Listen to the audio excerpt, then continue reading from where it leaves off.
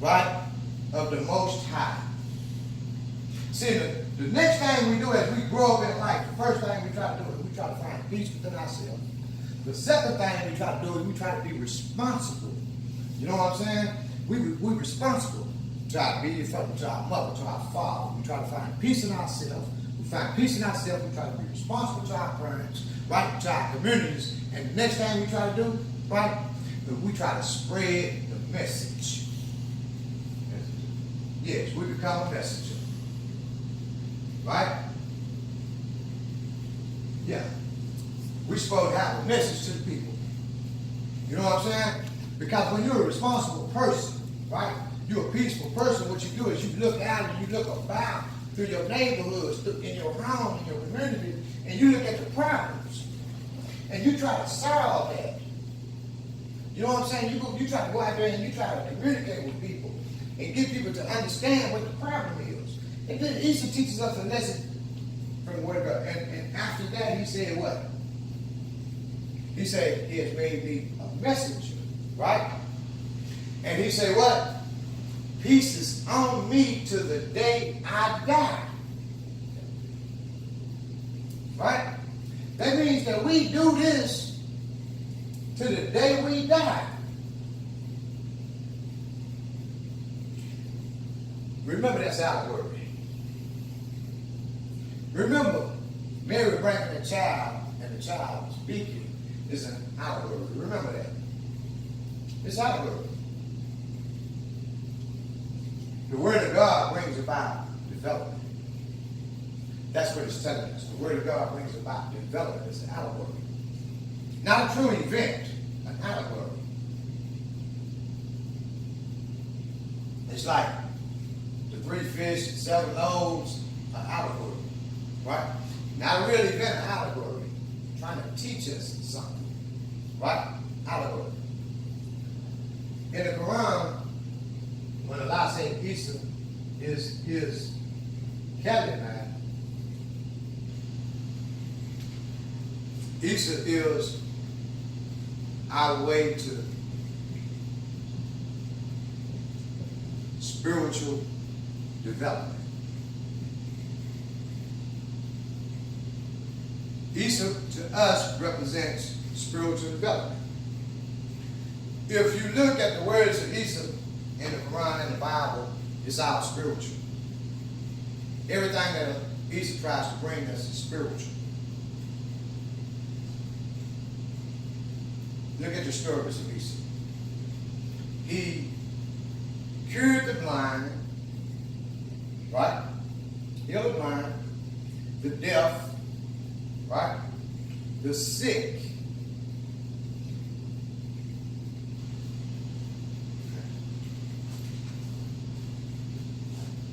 That was a blind man.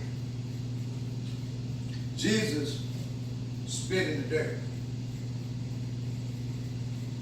And he picked the dirt up, rubbed it together, and he put it over the dude's eye. Right? Meaning he wetted the dirt, moisturized the dirt. And he put it over the dude's eye, and the dude could see.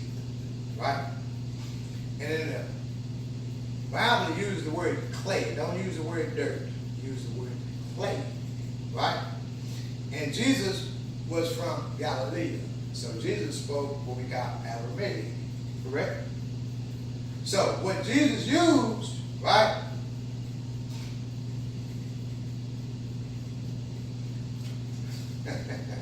He used some melanated dirt.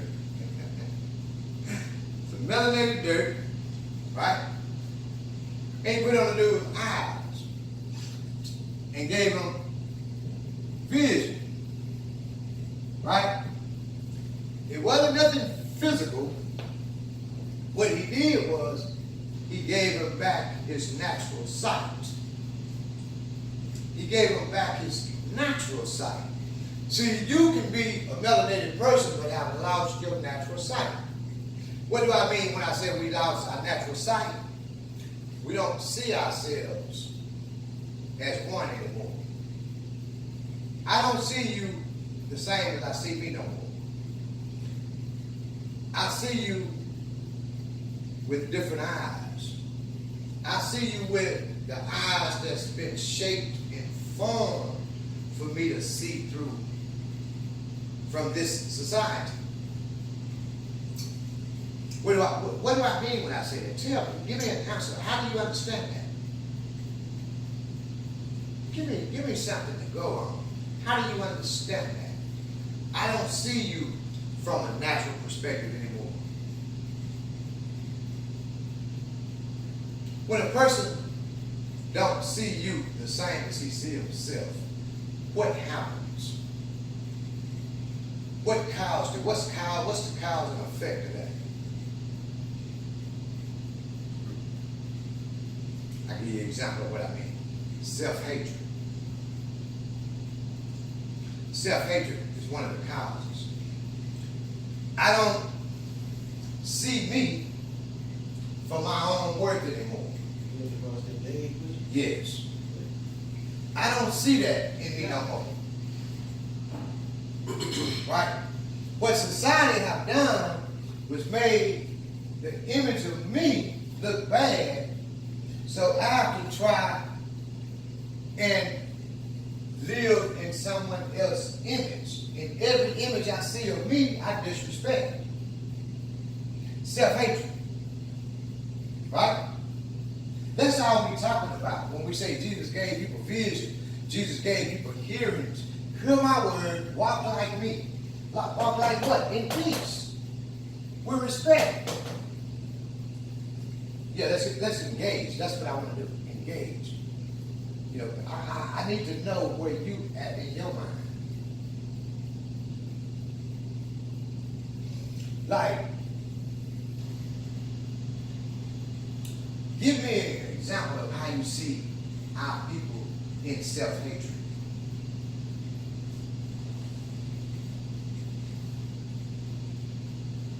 Well, in these days and times,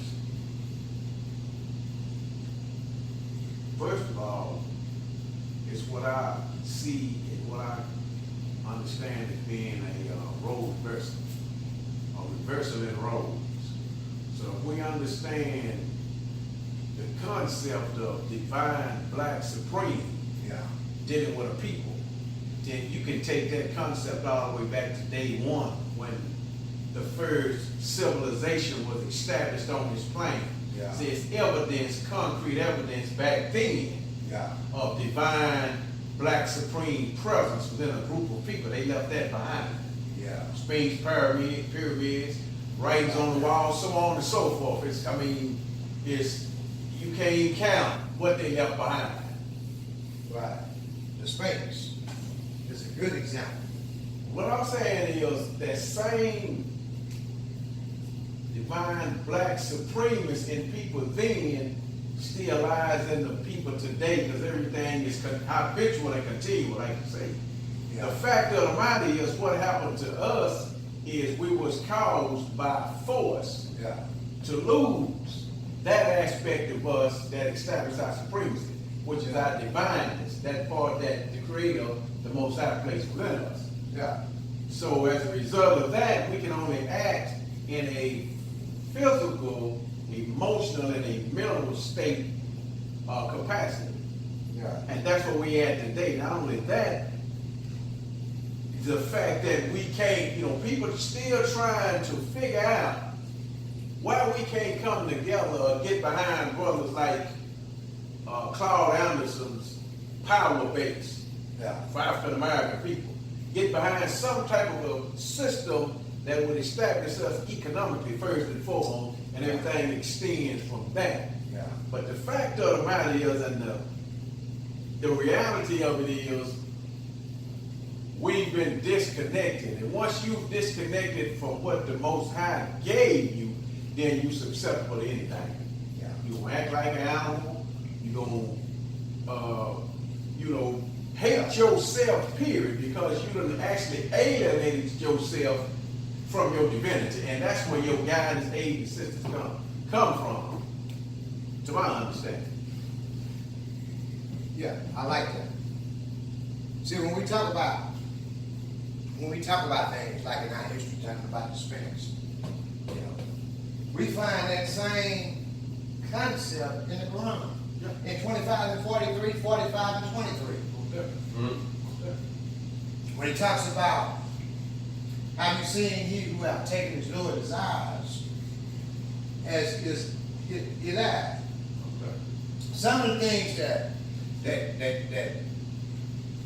works me with religious minded people, you know, people who walk around, especially with these Qurans, and all they know how to say is La ilaha illallah or Assalamu alaikum, and don't really understand the full context of this.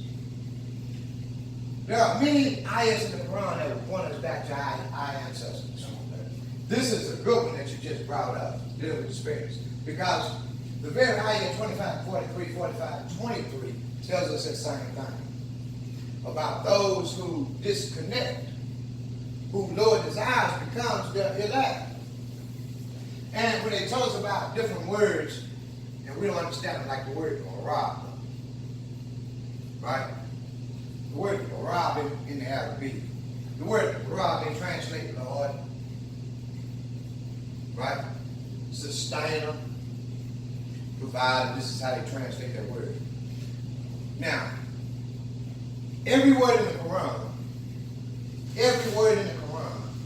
for us as a human being, has to have a physical or transitive perspective for us to understand it. Because if it don't, we're not able to understand it. Why do I say that? I say that because I want to ask you a question. I want somebody to tell me what nothing is. What is nothing? As a human being, we can't define that. We don't know what nothing is. As a human being, we don't know what nothing is. We can't grasp that. We say no thing. Nothing is no thing. We don't know what no thing is. So when Allah says He created us from nothing, no thing, right? That means we don't know. What it is? Everything that we can understand has to be something. If it's no thing, we lost. So Allah made it for us to understand when He said He gives us allegories. He gives us something from a spiritual perspective in a physical manner for us to be able to grasp an understanding of that no thing. It has to be put in some form of fashion for us to grasp it. So if I ask you, how do you understand the spirit? You have to give me something physical. If I ask you, That's true. how do you understand the soul? You have to give me something physical. You have to. If I ask you, what's the understanding? How do you understand God? You have to give me something physical. You can't give me something that's not physical. Because if it's not physical, you don't know what it is. You can't ask me. You have to give me something concrete. That's just logical, human logics, human rations. You have to. So when Allah is telling us to believe in the unseen, right? Because He gives us examples of the unseen that we can put in a perspective to know what the unseen is.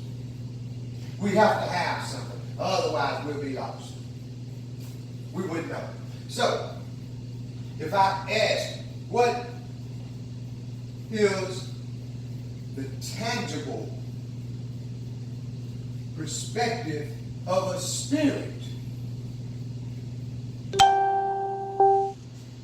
I tell you, anything that has the ability to move up on its own, because I understand spirit as a force. A force. So anything that has any energy, force in it, will move about on its own. You don't have to pick it up. It moves about on its own, so I know it has a spirit. Everything that has a spirit has a destination, a purpose, and is moving towards something.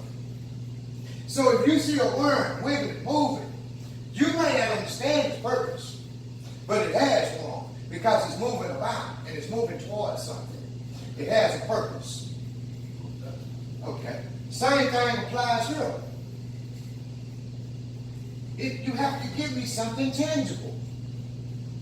So Allah gave us something tangible when He told angels, when I place my rule in this black mud and make this black mud my Khalifa, my successor, bow down to it. So we know that the soul, the tangible perspective of the soul, is in the black mud. This is what we mean by divine black supreme. And we have the evidence. And we have the evidence. First civilized people, Yes. civilization on the planet. Yes. They left concrete evidence. That's right. Of their reality. That's right. They left evidence. They left evidence of divine knowledge that cannot be compared even to this day. That's the power behind it. Yes.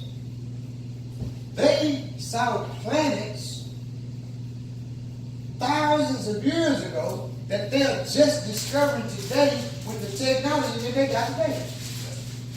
So we see how divine those people were. Yes. Definitely. Definitely. Definitely. Definitely. This is what we're talking about. We're talking about using common sense, common understanding. Okay. Did it cut? Yeah, it's been cut a couple of times because my You phone. started over? And I just, when I seen it was off, I just come here and push the button and let it go. Started over? Yeah, That's what I'm right in the middle of what you was talking about. saying. Okay. Where did it cut off at? Because we can cut that part right there. I'm just trying to see where it cut It's off. cut. I mean, I don't know where it cut off. You had to go back in. Okay. And let's see where it cut off at.